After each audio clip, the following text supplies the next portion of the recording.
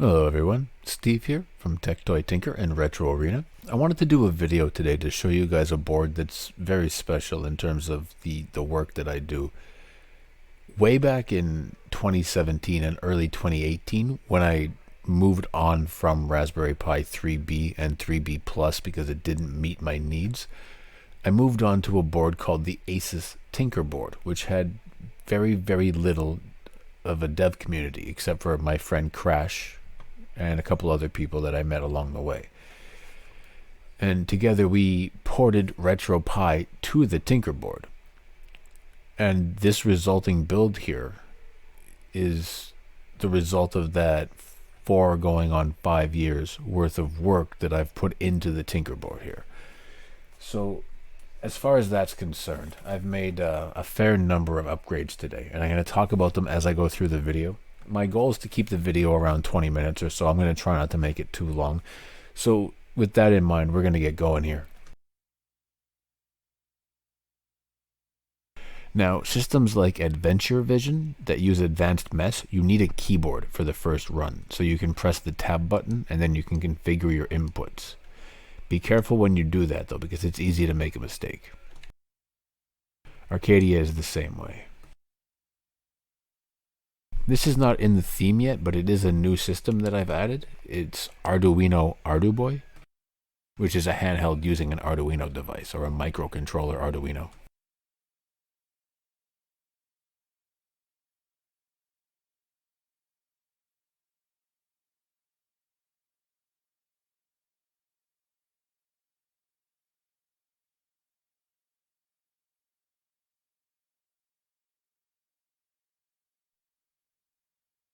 It's very basic, but you get the idea. Also, the screen might flicker a little every once in a while because my device or the Tinkerboard's running at 59.8 FPS and my capture device expects constant 60, and it's really sensitive, and somehow every once in a while it actually picks up on that 0.2 FPS difference.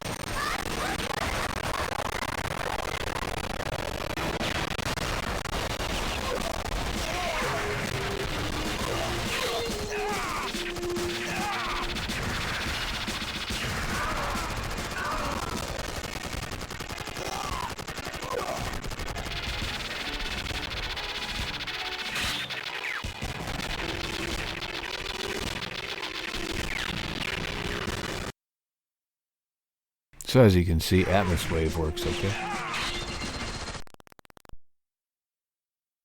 Dreamcast, Atmoswave, and Naomi use the same emulator, just for reference.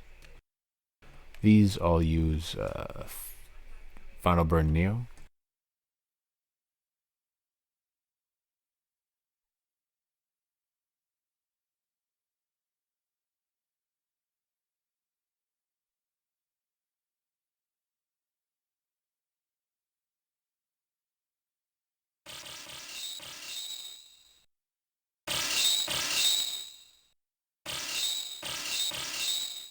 Welcome to the world of I got it. That makes sense.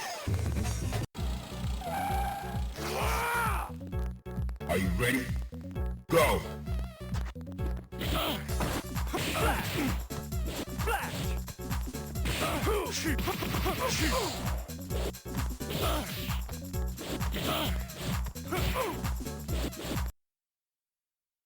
I'm going to exit in the spirit of keeping the video short. You can see that it worked fine.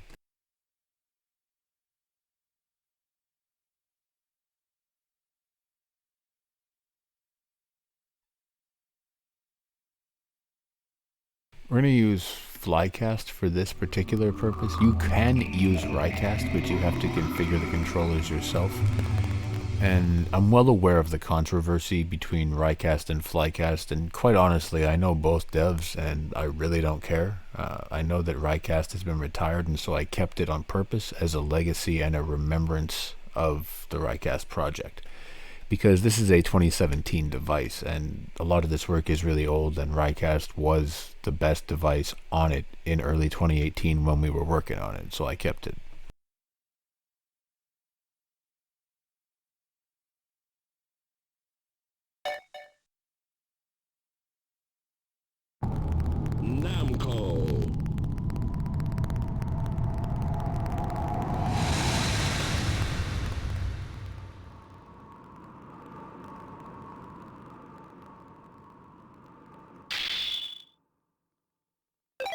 Welcome back to the stage of history.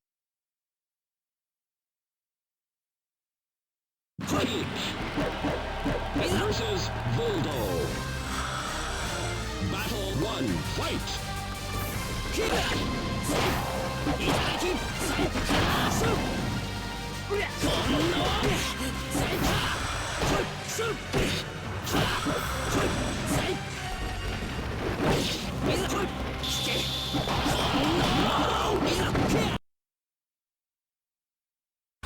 One other thing that I should point out is that the Retroarch menu, it seems to work fine when you make changes to the quick menu for the options with the core that you're currently running, but if you make changes to actual Retroarch by itself, that still freezes.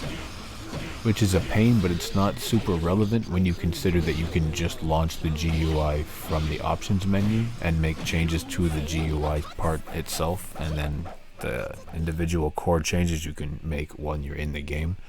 So it's annoying, but it's not the end of the world. I just wanted to point that out so people know and understand.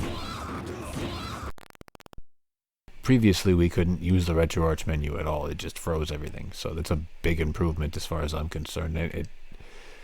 I mean, like, I was asked to do this. I put a post in the Facebook group last night around this exact time that I'm doing the video right now.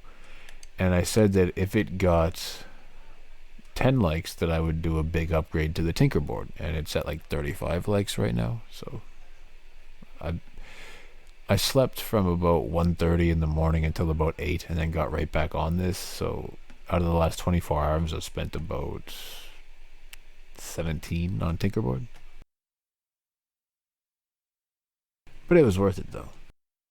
So this is I think it was Konami LCD. Yeah, it's Konami LCD. I also added generic LCD for Bandai and whatever, and Tiger LCD as well. It's using Libretro Mess. You gotta press start a couple of times to get into the game.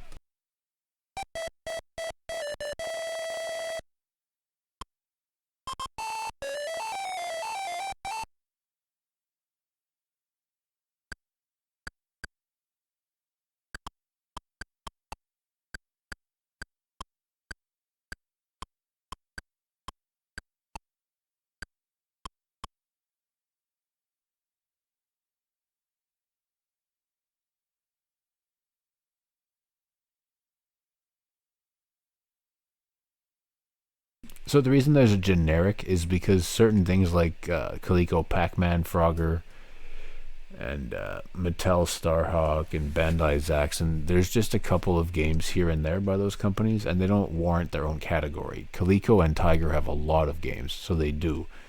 So there's a generic LCD games for the games that don't belong to Konami or Tiger.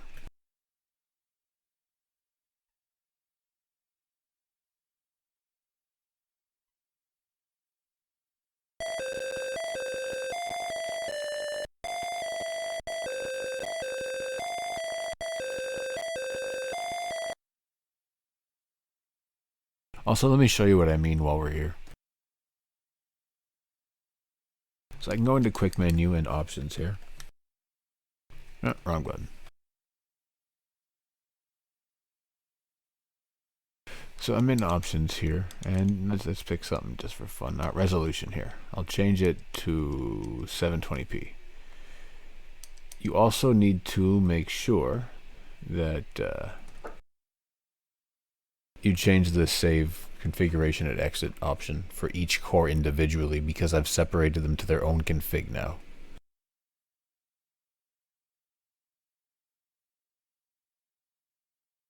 So you go options, configuration, make sure this is on. Now you can just go back to your game and it doesn't freeze anymore.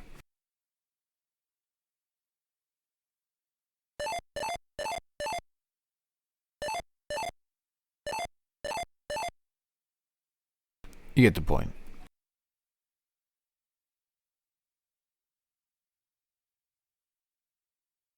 For Mega Duck here, I've gone ahead and built the same Duck libretro core to replace the need to use advanced mess, which would require you to use a keyboard for first setup and blah blah blah.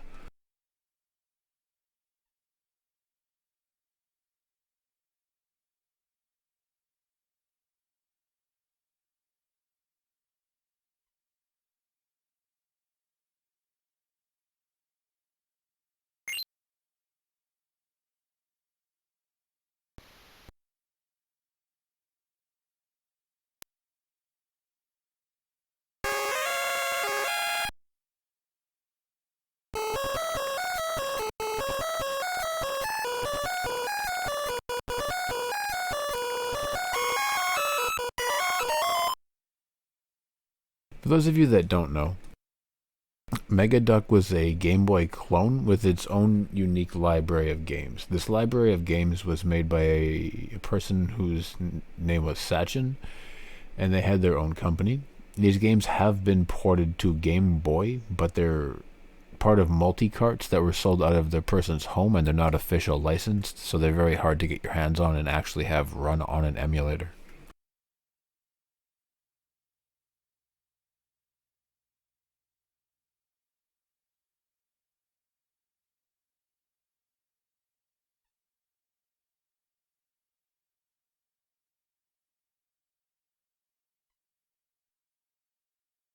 Also did some underlying library upgrades to make things run a little bit smoother here and there where I could.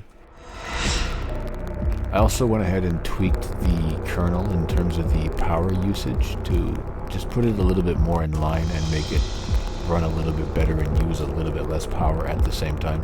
You can still reach 2.0 or 2.1 gigahertz, but it just runs a little better. You can also go past 2.1 if you're using GPIO power, but that only applies to a very small subsection of us, so I don't really talk about it.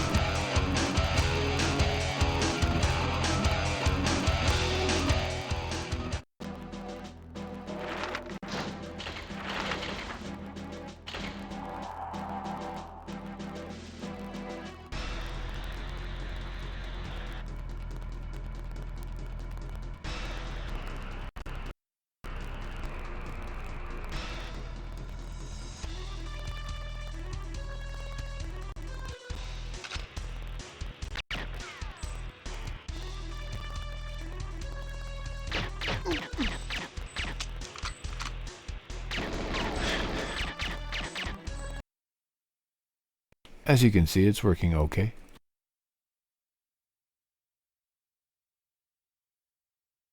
Again, Naomi's with Dreamcast and Atmoswave as well, so I don't really need to play that. I'm not really going to play too much of Drastic either because it's been in other videos, so I'm just going to click something and show you guys for a minute.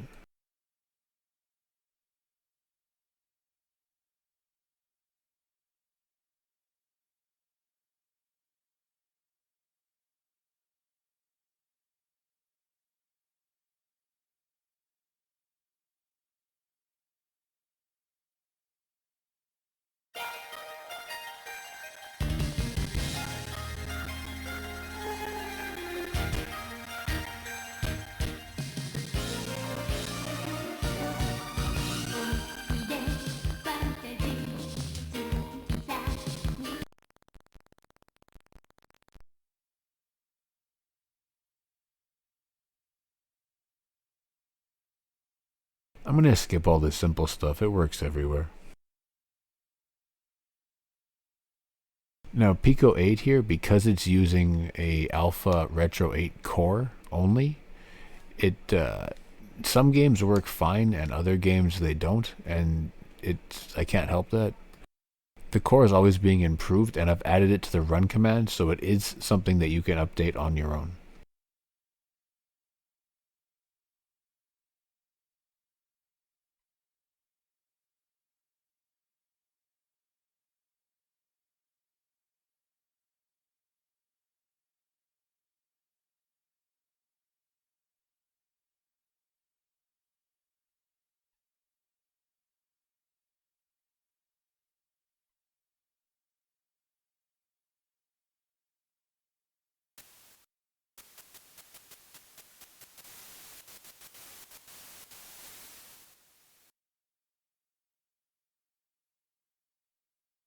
Right now the best performance is P8 or zip images. PNG does not work very well.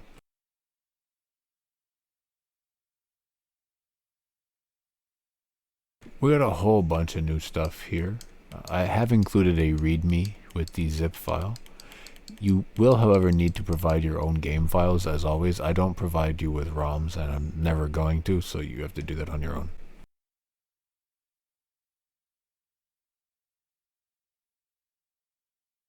For those of you that have a Tinkerboard S, and you want to use the SD card, I've made a script for you here. So you can go ahead in your PC and take a 64, 128, 256 gigabyte SD card, format it to NTFS, and then connect to your Tinkerboard over the Wi-Fi with WinSCP. And you want to copy the ROMs folder to this SD card. And then when you connect it, you can run this particular script and it'll mount it for you. There's also several ways you can auto mount it at boot. I did put something about that in the readme, but you will have to Google that as well.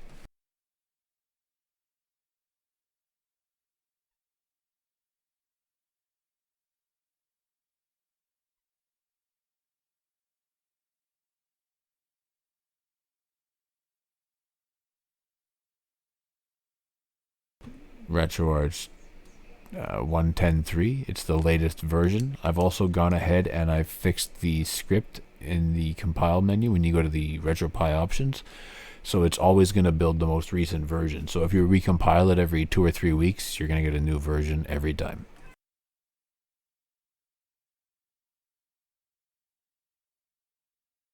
Saturn works fine. We've seen that before. Supervision, there is a potato emulator, but it's kind of really buggy when I tried it on here, so I just left it as advanced Maim. Basically, how advanced Maim emulators work, you literally plug in a keyboard, start your game, and you press tab on your keyboard, which will bring up an input menu, and you just go to input this game, and then you use whatever controller you have connected, and you set up the inputs, and then that's it.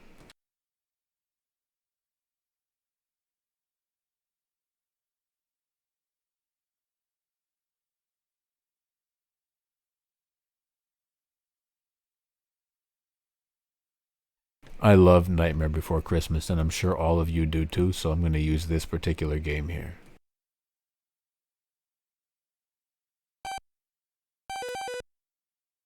Remember what I said about pressing start a couple times.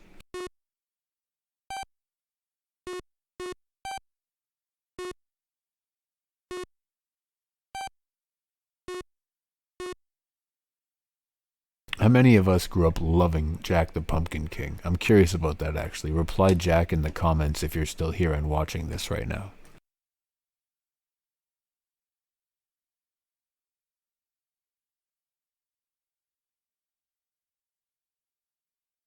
Old school arcade will play videos, but currently there's no joystick support, so you will need a keyboard connected, otherwise you'll just have to watch whatever video you play until the end, until it exits on you.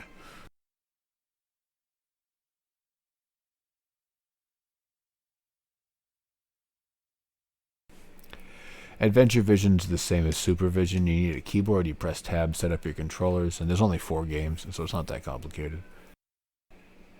That's going to about wrap it up for this video. As I stated at the beginning of this video, the Tinkerboard is my first project away from the Raspberry Pi boards, and I've made a point to maintain it throughout all these years, and I'm probably going to continue doing so long into the future. I hope you all enjoyed this video. Thank you for watching. Don't forget to like and subscribe. Take care.